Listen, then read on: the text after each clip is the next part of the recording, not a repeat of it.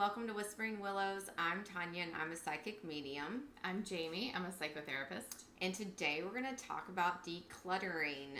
So this is a fun subject because I think that we've both got some background in this. I did closets design, which included organizing, and then I did have like a side business on the side where I did go to people's houses and I organized for them and I helped them declutter. And so we just kind of want to like touch base because this all comes down to like the emotions that it makes you feel and how heavy all of your stuff is. Yeah, there's actually research studies that show that people who live in more cluttered spaces like scientifically have more stress and anxiety in their life. Right. And so, well, when you see stuff, like even here, like I know that at this point in my life, I'm living with probably like 5% of the stuff that I've owned in my lifetime. Because like I told you, I went from a house that had 4 kids, 2 dogs, a husband, and a little, a hedgehog, to just me. And so I don't have nearly as much stuff. I don't have people to pick up after. The other challenge is when you live with other people and then they want these things or they have these things, or you keep bringing these things into the house and you keep buying and you're just consuming and it's a lot of stuff that's just like sitting around that you're gonna have to dust. I hate dusting. I hate dusting too. Yeah, and I move a lot, so I really know that I can just pack everything in a box, and grab everything. Every time I move, I declutter so much. Like, moving is really good, I think, for decluttering because once you're forced to like actually take items from your home, from wherever they're stashed or displayed, and like put them in a box, you're like, holy crap, I have so much stuff. Yeah. And it's like, exactly. For me anyway, it's like really good motivation. Like, okay, I don't need this. I don't need this. I don't feel like packing this. It makes me feel really good, and it just like lightens up what's going on. I'm constantly, I'll purge, but then like, I'm not buying stuff to replace those things. So like there's things like in the kitchen, for example, and whenever I would have clients, I did a lot of kitchens and pantries and stuff like that. And I would, say, well, you have this toaster, but then you also have a toaster oven. Like, do you need both? I don't even have a toaster because I have an oven. So I put my toast and anything that needs to be toasted in the oven. Yeah. Like I just figure it out. It's not hard at all. I just don't want the extra appliance. Yeah. So it's things like that. Like, am I going to use this? Can I use this multi-purpose? My Instapot. It also works as a slow cooker. It's a pressure cooker. I mean, it's a rice cooker. I don't need a rice cooker, a slow cooker, and an Instapot. So I just have an Instapot. Yeah. So it's just kind of like having less. I'm also the person that I'll get rid of stuff and then I'll buy like one of something that's really, really nice that I know will last a long time so that I don't have to keep consuming things, and I just watched that Netflix. You need to watch the Netflix thing. Buy Now. It is it's disturbing. Like B-U-Y? Yeah, buy. Yeah, B-U-Y Now. And it's basically about how much we're consuming, how we're over consuming, and just like almost, I think in it said like every person on the earth could have like 20 cell phones because that's how many are out there. I mean, it's just so ridiculous, and you're just you think, wait, what? Until you see it, and when you see everything that's going on, you think that you're giving your clothes away, and then they end up on some island or they're in the ocean. Just washing up on shore and stuff. It's mind blowing when I saw it. And so during the holidays when everything was coming in, I was just like, why did they send it in 5 different boxes? Oh, I know. I'm just like, why are they doing this? Even when you check the box, like, yes, you can send this all together. In the packaging, They still package it separately. And I'm just, why? Why are you doing this? I was trying to be good. So now I think that maybe this year I might just go to the store and get it myself because I feel like I'm consuming less, and then it's in front of me and I can say, oh, is this really good? I can touch it. I can feel it. Instead of guessing, looking at it online and saying, do I think this is going to be a good product? And then ordering and you're like, It's so hard because like online shopping has become such the norm because it is easy, it's convenient. It we're lazy creatures. We don't want to get in the car and drive to the store. I hate malls. My mom makes me go to the mall sometimes, and it gives me such anxiety. But you know, like online shopping is so convenient. Yeah, it's so easy. But it's bad. It's so bad. Yeah. And you just don't, and they mention a lot of companies on there, and you don't think about it, but when you see the numbers that they put in front of you on that, I bet the big box it's mind blowing. One is bad. It's the one that we all the one we all order from online. That one is major. I'm gonna try to get away from that this year. I don't know if I'm gonna be successful because it's really hard. It's really hard because everything's so convenient. Because if you say, "Oh, I'm looking for blah blah blah," look it up. It's on there. I know. But if you try to go somewhere and find it, it would take a lot of your time. So you feel like your time is being consumed. Yeah. But at the same time, what this company is doing, and after I watched it, I looked up so many companies that I like, and just to, like, maybe I don't want to purchase this because this is what they're doing. They're consuming, they're just trashing stuff. They're like, you know, ripping stuff up and tearing it up. Like, you're turning your merchandise into trash because you don't want someone else to get a hold of it and sell it and make money off of it because you're not making money off of it. It's just greed. Yeah, it is greed. And it's things that, you know, maybe don't consume so much and buy things that you really don't need, or put it in your cart, leave it there for a month. And see if you still want it. You know, it's not only you're getting rid of things, don't bring more stuff in because you're just creating more stress for yourself. But also, like, if you see a purse or something that you really love and you've left it in your cart for a month and, like, you still love it, you know, okay, purchase that one, but then go to your current purse stash and get rid of one or two. Right. You know, don't just keep adding to the pile. Like, you know, add one, get rid of one or two. Yeah. I will buy a handbag, a really nice handbag, but once a year. I won't buy more than one once a year. And then even then, I'll go at the same time every year to buy a handbag. And if I don't see one that I love, I have to love it.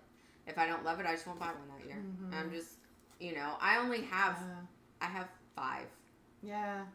I feel like people think I'm cheap a lot of the time. And here's why. Because I don't spend a lot of money. I won't spend a lot of money on stuff. Yeah. Like, I will spend all of my money on traveling and on adventures and on things that are going to make memories. And, you know, like, I will loosen my purse strings for all of that fun stuff. Yeah. But when it's, like, an object, I'm like, I don't want to spend my money on that. Like, experiences over things. Yeah. Because if you think about it, at the end of the day, you can't take your stuff with you. Yeah. You know, a lot of stuff that I have that's, like, sitting around and stuff like that, it was either gifted to me, given to me. You know, if it's just like a trinket, because most of the time I'm not going to buy like a trinket or something like that. If I buy something, it's something that I'm going to use regularly. The only thing that I hate that I overconsume on is cosmetics. I just overconsume. So instead of buying just a sample or asking for a sample, you can ask for a sample of a product. Okay, you're allowed to. They will make you one. Instead of that, I just buy the whole product. I take it home. I use it for a week or two, and then I see another product, and I say, "Ooh, this is a new, pretty shiny product." Because, you know, they try to sell you with, you know, oh, it's got this one amazing ingredient, or it has this effect, and then the next new thing comes out. Yeah. And so you're not going to get that positive effect if you only use it for a week. Exactly. Yeah. It's usually color cosmetics and stuff like that. Usually. It's not usually skincare. I'll usually stick with the same skincare for a little while, and I'll change once I run out. Yeah.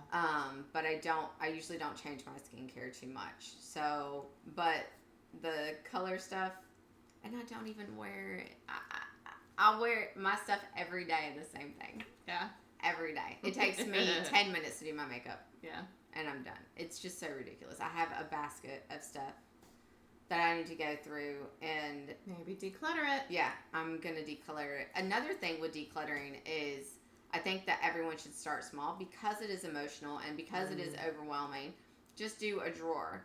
Yeah. So there's a system. It's called 10. It's like 10-30 is what it's called. No, 30-10. So you take 10 minutes. So set a timer. You can set your. I'm big on timers. Oh, yeah. I'm so good with the timers too. Because timers are so helpful. If you set it for 30 minutes, the stuff you can get done is unbelievable. And it feels more digestible. Yes. Right? It feels like, oh, it's only 30 minutes. I can do this. Exactly. Because it is overwhelming. Whenever I would go and help someone declutter, I would tell them it was a 2-hour minimum because we're going to have to go over all of your things. Yeah. You know, I said, but the max I will be there 3 hours. I will not stay longer than that because it gets too much. Yeah. It's too much. Yeah. So I would do a 2-hour minimum. I would be there for 2 hours usually to 3 hours is my max. I'm leaving after that because we are not going to keep on, you know, this because it's really baby steps. But then after I've gone through your whole home, like it gets shorter and shorter. Yeah. Because then you start understanding the process. I'm there with you. If you call an organizer, please do not expect them to just come to your home and just clean your. They're not the cleaning lady.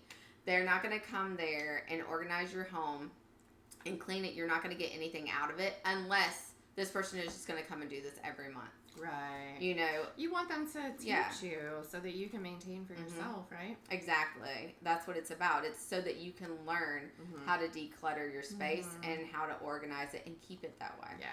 So when you're using it, you put everything back where it goes, and it's nice and neat and organized. Yeah. So, yeah, just... I found some good questions for decluttering. Oh, yes, you did. Yeah. So when you are getting ready to declutter something, ask yourself, has this item overstayed its welcome? Does it fit? Right? For clothing especially. Do I still like it? Is it damaged beyond repair or even repair worthy? Oh, I used to be guilty of this. I would save like... You'll fix it. Like I had this dress one time and it was the coolest pattern. It was like a peacock pattern but with like greens and golds and it was beautiful. Well, it like ripped. It was like a chiffon-y kind of like overlayer and it ripped. And I held on to this ripped dress just because I liked the material. And I was like, I'll do something with that fabric one day. Okay, I'm not a seamstress. What the hell am I going to do with this fabric? So, yes, I used to be guilty of that. Funny. But if it's beyond repair, get rid of it. Right. Yeah, toss it. Yeah. Is it expired? You were talking about that with one of your clients. The expired. I do pantries. Honestly, pantries have to be my favorite because I do like the fact that the majority of the stuff in there you can toss because it's expired. I do my mom's pantry every Christmas when I'm up there. I mean, it's expired. Yeah. It's so easy. It's like, give me the trash can. You know, I told this lady, and she was an elderly lady. So they are, you know, I think my grandfather, you know, they didn't have a lot of food growing up. Yeah. So food is not something that you just toss out. Like, you would just save it. If you lived through, like... Exactly. The depression and stuff. Yeah, stuff like that. So you saved it. So I went to her house, and there were so many items. And I told her, I said, okay, if it's expired, I'm going to put it in the trash. Everything else, I'm going to place out on the countertop.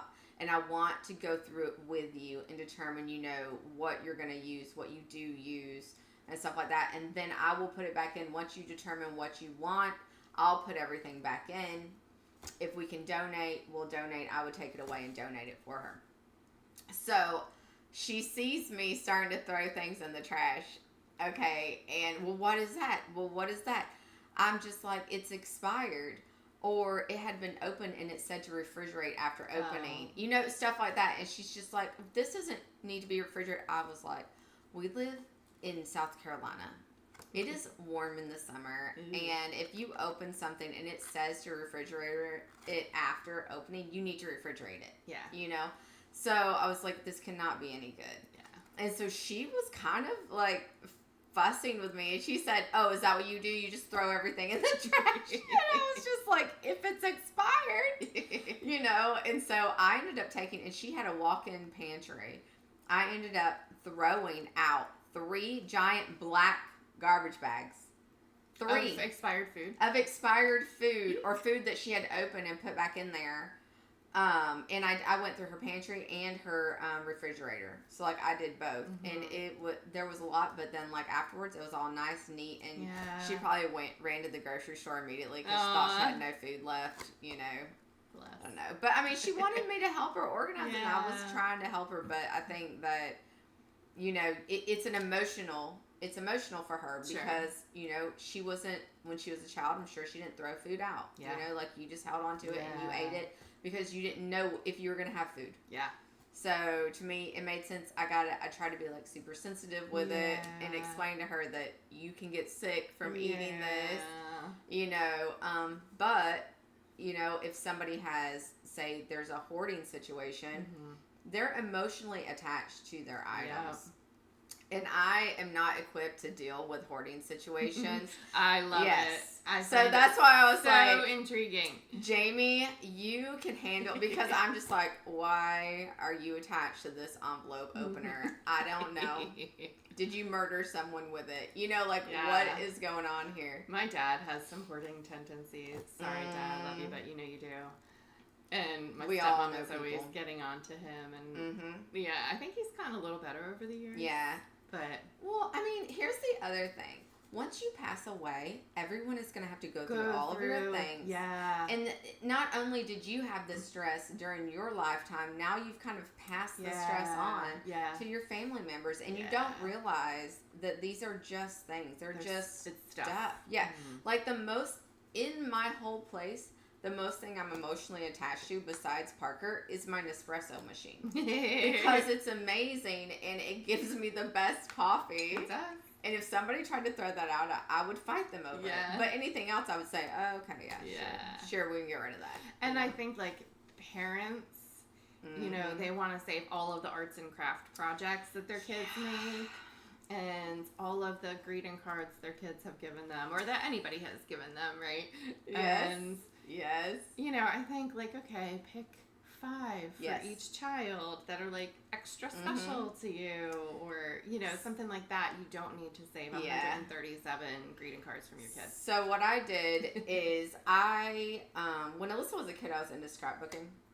So I scrapbook every year for her in a scrapbook for like kindergarten, all the years and stuff. And when she made something, I just put it in the scrapbook, like one thing from the year. Okay. And when she moved out, I gave it to her and I was like, here you go. Yeah. Take it with you. What am I going to do with it? Yeah. You know, like, this is yours. You can show your kids what you did. And then I put pictures of her in there and, like, put little stories and stuff and kind of made her a whole book. And just gave it to her. And I was like, here you go. That's good. You know, so then she can take, there's no reason for me to keep it. And what she does is she has little frames and they're like, boxes. So when the kids make something, she puts it and hangs it up, and then she'll take it down when they make something else and hang that up, and then she'll toss most of them. Yeah. She's like, I'm not keeping everything. So I think that they're like on display and she gets to enjoy them for a little while. Exactly. So I think that when they get to school, I think also her generation is a little bit different than ours. Like millennials and Z, they're more minimalist. Yeah. Which is great. Like I've tried to go minimalist, and I've gotten so far. I'm not extreme at all, but I definitely know that I can live with less. Yeah. So I'm trying to get more minimal. It's really hard when you were raised by boomers, Gen Xers. Yeah. So I mean, they have so much stuff. Yeah. I look around in my parents' house and I'm just like, do you guys need this? Like, what are you gonna do? I look around my mom's house and I'm like, I don't ever want to have to dust this house. Yes. She just has knickknacks everywhere, and they're cute and they're beautiful, but like, ooh, I don't want to dust. That's how my grandparents' house. She had. Like, in her kitchen, she had bowls and and all kinds of stuff. And she had the curio cabinets. And then she had, you know, her whole back. She had a back porch that was screened in with glass windows. And she had tons of stuff out there. It was, like, all the extra stuff. Like, if we were having a party or something, go out on the porch and get... I mean, there was so much stuff that we're putting stuff on the porch. Yeah. She had a buffet table on the porch. You know, it was just, so much everywhere. And I think they just got that house cleaned out. My grandmother passed away in 2020. They started, like, giving things away, telling us to come get stuff. I want the pictures. I don't want really anything. You know, I'm trying not to hold on to anything. But it's overwhelming. It is. For everyone. Yeah. And like you said before about, like, setting a timer. I like that method. And also, like, I think it was 2 years ago I did this, and I'm doing it again this year. Like, I would make a list of all the areas in my house. Like, the junk drawer in the kitchen. The cabinet under the sink. The, like, very specific items on the list of, like, if I only have 10 minutes and I feel like decluttering something, maybe I could do the junk drawer in 10 minutes. Whereas, like, if I, declutter your pajama bin. I'm a pajama hoarder. Like, that might take longer than 10 minutes. So if I only have 10 minutes, like, okay, I'm not going to touch that one right now. Let me do this other one that, exactly. The silverware drawer. I don't know. Yeah, what I was going to say is, like, set the timer for 10 minutes. It's almost like a game. So 10 minutes a day for 30 days. It's called the 30-10 rule. Yeah. So 10 minutes a day for 30 days. Pick a drawer. Pick a shelf in your pantry, for 30 days. The other thing that people do is get rid of one thing on the 1st of the month. Get rid of 25 things on the 25th of the month. Oh. Like, whatever date it is. I like that. Do that for 30 days, and your house will, have a lot less. Gosh, I would have to do the math to know how many items you're getting rid of. I mean, first you obviously want to start probably with the big items on day one, or just walk by something and, I think I need to. But also, think about where you're taking this. Where is it going? Yeah. Because when you watch that Buy Now, I'm telling you, when I pick up stuff now, I say, what is your end of life going to be? Yeah. When I'm gone from this world, what's going to happen to you? I like to donate to places where, like, the proceeds go to, like, animal rescue. Or, like, to a women's shelter. I want to donate to places where, like, it's going to have a good home. It's going to be appreciated. It's, like, being donated for a good cause. So that's another one. I mean, you definitely can do that. I think that's, like, great. A lot of times they have different types of donations, like the handbags and the bras and stuff like that. I love that. Yeah, to the charities of, like... Yeah. The other thing is sometimes, maybe you've had an item, but you've spent a lot of money on it. And maybe it's a high quality item. Consign it. Yeah. Because people go and look for their clothes. They're trying to be less consuming. Yeah. They will look for their clothes, at a consignment shop because they know that they're nice. They can wear them to work and stuff like that. They get a better deal, and then they're just recycling instead of keep consuming, and then the companies are making more and more, and then we're living like the movie WALL-E. Have you seen the movie WALL-E? No. Oh my gosh. Yeah. So I just think that this year I want to consume a lot less, and I do try to spend a lot of my money on my experiences and stuff like that. But I do like nice things. I don't know, like, what it is, but sometimes I'm just like, I just really need this, but I do try to spend a lot of my money on traveling and going places, because that, to me, at the end of the day, you're not going to talk about, I once in 1995 had this handbag. No, definitely not. You're going to say, when I went to the Grand Canyon. It's going to be stuff like that. So I just always, like, lately when I'm going shopping, I've been really looking and saying, what is going to happen with this when I'm not here to take care of it, or I don't want it anymore. How long am I going to use this? So. And when we talk about decluttering, we want to declutter, like, other things besides stuff, like physical stuff, right? We want to declutter our emails, unsubscribe. Unsubscribe. Like, I'll take 10 minutes and just go through my email and unsubscribe to as many as I can in 10 minutes. Or that's a good timer one too. Yeah. because that can get overwhelming. Yeah. I get distracted so easily. Could you imagine me seeing something and saying, oh, there's a sale on this. Oh, here I go down a rabbit hole. And then I'm spent 30 minutes looking at the sale knowing that I'm not going to buy it anyway, but I'm wasting my time looking at it thinking that there could be something good in there. Yeah. But there's not. There's not. You know, you're not missing out. Yeah. So, you don't need it. And you don't need it. Yeah. Yeah, you don't. Parker, relax. And then we want to declutter, like, our time, right? We've talked a lot on the podcast about, like, your schedule, decluttering your schedule, and don't, like, overcommit yourself. Right. It was funny, last night I texted a friend and I was like, are you busy tomorrow? And then it took her a little while to get back to me. It took her, like, maybe close to an hour. And within that hour, I was like, oof. Why did I ask that? Like, I just need to stay home tomorrow and I need to be productive and I need to do this, this, and this. And then she responded and she was like, oh, I don't have any plans, but I really need to be productive and do chores. And I was like, yes. I know. Don't you just love, because last night I had a cancellation and I'm the person that's like, I'm not upset about it. Yeah. You know, I really enjoy my time alone, so I was like, okay, you have to find a balance. Like, you need to relax. I like to go out and have fun and be social, but like in moderation. Thank you. In moderation. In moderation. Everything in moderation. Yes. The other thing is you need to declutter your mind.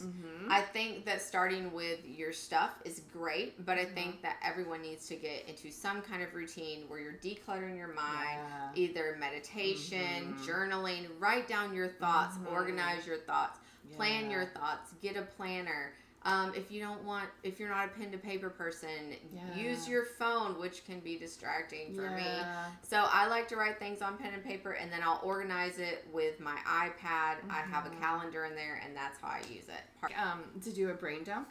Yes. Like, and I'll open up my journal and I'll like have like positives or negatives on the left and then positives on the right.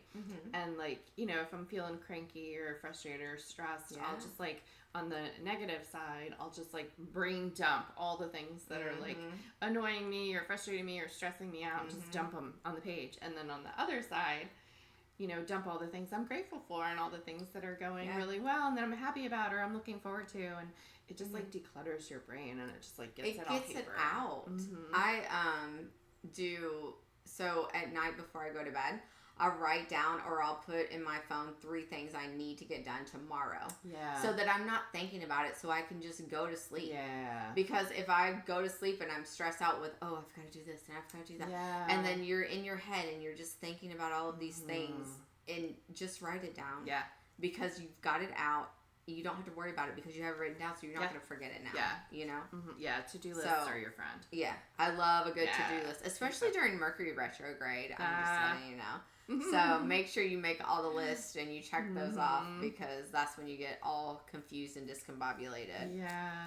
And like, speaking of meditation, I know a lot of people like really struggle with it to like quiet your mind and to, you know, stay like focused on not focusing, essentially. Right. You know, and I really like the app Smiling Mind. Okay. Yeah, I think I might have mentioned this in another episode, I don't remember, but it's a really good like guided meditation app, and they have like different categories. So like there's a sleep category, there's a de-stress category. Like, oh, that's nice. Yeah, and so if you feel like you're not like good at meditation or it's really hard for you, and like they have ones that are like 5 minutes, 7 minutes. Minutes, so it doesn't have to be like a long drawn out process. Yeah. A guided meditation is so much easier. Yeah. Because if you're just sitting here in the quiet, that can be really hard. Yeah. To just kind of get things out of. So as soon as a thought comes in, you just push it to the side. Yeah. And you're not thinking about it. Just as soon as something else, you know, and you're just pushing it to the side. But if you're guided through something, it gives you something else to focus on. Right. So that you don't have those intrusive thoughts, you know, coming in. And then even then, I know that I get distracted and I'll just be like, why am I thinking about the steak that I want to eat later? Yeah. You know, or why am I thinking about, you know, what I have to do tomorrow at work? Just, I don't need to think about that. You don't have to be thinking about stuff 24/7. And on Smiling Mind, like the narrator will also like bring that into it and be like, if you're, you know, if your brain is drifting off to something else, it's okay. Like just gently bring it back to what we're discussing, you know. So it's like kind of calls you out, like, so that you can be like, oh yeah, that's right. Your brain does go on a little journey sometimes. I mean, mine is constantly on a journey. So I'm all over the place constantly. So we know. Sometimes when I'm editing these, I am just thinking about poor Jamie. Like trying to reel me back and come back, Tanya, to this side of what we're actually supposed to be talking about. So I do my best, you guys. It's hard, and then I have to watch it and edit it out.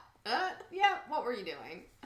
So I know I am very self-aware. It's okay. Another thing that I was reading about is like, don't touch the item, right? So if you have like an organizer or just like a friend or like a spouse or, you know, whomever, like have them like hold something up. Like, do you want this dress? Because if you actually put your hands on it and touch it, you're going to be like, no, but I love this dress, you know? And so, like, just don't touch it. Let them hold it up for you. And just with your eyes looking at it, decide yes or no, I want this. Yeah. A friend to come over and help you. It doesn't have to be, you know, a professional. Yeah. Someone that understands you and understands that this is hard for you, because it is hard and it's overwhelming for a lot of people. I've seen so much of it. So it definitely helps. It just declutters everything. You just have, like, a new feel for life once you get all the junk out. I helped our one friend, I think it was over the summertime, declutter her walk-in closet, which is actually a bedroom, so it's a really big closet. And so I would and she had it all like color coordinated, so she's very organized. It's the organized chaos friend. Oh yeah. Oh. So it's very organized, but it's still like it's still a lot. Yeah. And so I would go through like all the 20 yellow shirts, and I would get rid of like all but like 5, and then I would hold up the 5 and be like, okay, pick 2 that you want to keep. And so like she had choice in that, but the rest I'm like, nope, getting rid of this. Yeah. And then she also had so many things with tags still on them, like so many clothes that she hadn't worn yet. And so then it was like her homework that I assigned to her was like, okay, every time I see you moving forward, I want you to have on something that you haven't worn before. Like, take the tag off something and wear it. So, that's a good thing too. Yeah. Like, go through your clothes, and if you have things with tags on them, decide either, okay, you obviously liked it enough to buy it, so either wear it or get rid of it. Exactly. Yeah. So but definitely enlist help. Yeah, help is easy. It's so much easier to do it with somebody else there because you have an outside source. Don't think that they're coming there to judge you. No. Like, your friends are going to come and help you. Yeah. It's not because it's the outside person who has no emotional attachment to these things that you do have some emotional attachment to. Right. So it's easier for the outside person to be more objective about it. Yeah. And that's natural. Maybe like a voice of reasoning. Yeah. We'll just think of it that way. Yeah. Had shared. Mine was a really good article by houselogic.com. So I liked it, and that's where I got those questions. Houselogic.com. Yeah. Oh yeah, so it says to watch for emotional chokeholds, overabundance of things. Don't touch the clutter, like we talked about. Right. Create a safe passage for the clutter. Be mindful of where it's going to go next. Yeah. To live out the rest of its life. There's also, if you're not sure about something. So say you're just you have a pile to keep, you're going to donate, and then you're going to toss, but then you're unsure about something. Another pile, yeah. So what I've told my clients to do is, some people have outside storage. Some people have a garage. Just a closet that maybe you don't really go into very much. Put it in a box. Store it in that space. Put a date on it that you stored it. Put the date on it. If you come upon that box and you look at that date and it's been more than 6 months, you probably don't even need what's in that box. Exactly. Yeah, and if it's been more than a year, just go ahead and donate the whole box, because you aren't going to toss it because you're tossing things that are torn or not repairable. So it's probably would have went into the donation. Yeah. So I would not even open the box. I've had my clients seal the box, put the date, and then when they go, but maybe say they're in their kitchen and they're like, oh my gosh, I need this. What happened to this? You'll remember about the box then. Yeah. You'll say, oh, I needed that. Or sometimes people have so much stuff that they forget about the box and then they go buy a new thing that they had in the box. And if you have a storage unit, like I know people who, okay, like in your example, you know, you went from a husband, kids, animals to like downsizing to just you, right? Some people in those cases would rent a storage unit and put all the remaining stuff in a storage unit. And I know people who literally have not been to that storage unit in years. But you're still paying a monthly fee to rent the storage unit for stuff that you obviously don't use or really need in your day-to-day life. Get rid of it. Get rid of it. That's a whole bill. That's a whole bill. That's a whole bill. Also, the stuff that you're storing is probably nice stuff. So you could probably make money off of that stuff. Yeah. Put it on Marketplace. Like I said, take it to consignment. You can take furniture to consignment. Yeah. Furniture, clothes, handbags, shoes. Consign it. If you weren't just ready to like give it away, consign it and try to make money. But I used to consign stuff all the time, and I would get checks in the mail. We know how I love checks in the mail. I would just get a surprise check from something that I've sold, and I forgot that I even had the stuff there. But guess what? It's like Christmas. A little surprise check came in the mail to me. So, I mean, there's just so many things that we can do to help ourselves declutter. Yeah. And I think that sometimes we just need outside sources to, you know, help us see. A little nudge of encouragement. Yeah, for sure. So, so this is... and this also... Sorry, did you go ahead? No. Step number 5 is, or tip number 5, I guess, stop making excuses to keep stuff. And I used to be good at, like, bad at this one too, like, okay, a pair of jeans that, like, okay, when, like, flare leg or bell bottoms were, like, super popular in the, like, early 2000s, and then all of a sudden everything was skinny legs, right? Yeah. And I kept all the wide leg ones because they're going to come back in style one day. And then, like, a couple years ago, I was like, why am I keeping these jeans? I mean, now they are back in style. They are back in style. So I was like... But guess what? Like, they're, you know, like, I don't miss the ones that I got rid of. Like, I can buy myself a new pair of, like, wide leg jeans or whatever. I think, like, trendy stuff are the things that we get sucked into. Yeah. Because like, skinny jeans look good on me. Yeah. So, just wear what looks good on you. You know? Yeah. Dress for your body type, not trending. The trend. You know? Yeah. And also, if you buy more classic pieces, you can have these clothes forever. Yeah. I have a lot of items that I've had for years, and it's because they're items that aren't trendy. They're just items that are basic items. So, like, people do capsule wardrobes. And so a capsule, it's called a capsule wardrobe. So it's like a timeless wardrobe. Oh. So it's not trendy. It's just like, you know, it might not have a lot of color or something, but if you have 3 pairs of pants and you have a khaki pair and you have a pair of jeans and then you have this, you know, like basics. Basics. You're wanting to just wear basics, which would be great for me because most of the time I'm just at home working. Yeah. You know, I'm wearing yoga pants every day and t-shirts. I'm not really wearing anything else.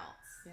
So I think that doing something like that, but then also think about it because you're spending money. Yeah. Try it on in the store because a lot of times you'll try something on in the store and not like it. Yeah. If you take it home, you might not like it, but then you'll just put it in your closet. Yeah. And then it's there for the next time that you decide to purge in January.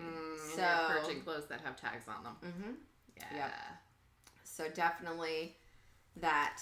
So this was like a really fun episode. I love decluttering. Yeah, decluttering. It makes me want to go purge something. It feels so good. Yeah. I'm trying to keep things. I'm trying to make new outfits out of what I have. So one of my goals this year is to definitely buy less. Yeah. And, you know, just carry on with my experiences, but buy less this year. Yeah. So I think that will help me feel like I'm not consuming so much because I'm feeling so bad sometimes. I have to declutter my coffee mugs. I'm bad with coffee mugs. I'm real bad. But here's the thing with coffee mugs. So they're so cute. They're cute. But sometimes you drop them and you break them. So then you need another one. So, you know, I just put them in my cabinets And I only keep out 6 at a time. Mm-hmm. The rest are in my cabinets. Because here's the other thing. People buy those for me. Yeah. And then that creates an emotional attachment. Yeah, they're because I'm just gift. Like, why did they buy me mugs? Yes. Now I have to keep this forever until it breaks. And then when it breaks... But you don't. And that's the thing with the emotional attachment piece. When we're trying to declutter, you don't have to keep everything that you don't have to keep once everything. had sentimental value to you. But okay, this is an example, right? If I gift Tanya a mug, and I think it's such a cute mug, and she's like, oh, Jamie got me this mug, you know, if she uses that mug for 1 year, I'm happy. Yeah. And I feel like she appreciated my gift and she appreciates me and it's it. And she can get rid of it in a year and I'm not going to be offended. But here's the thing, like I am the person that's like attached to mugs. It's really weird because anything else is somebody... Well, you did say your Nespresso machine is like one of your most prized possessions. So and I think sense. Because I enjoy, it brings me joy. Yeah. Coffee brings me joy. I actually get joy. Some people are like, it tastes like dirt. I love it. Yeah, same. And so whenever I get a mug, I actually am excited about it and I love it.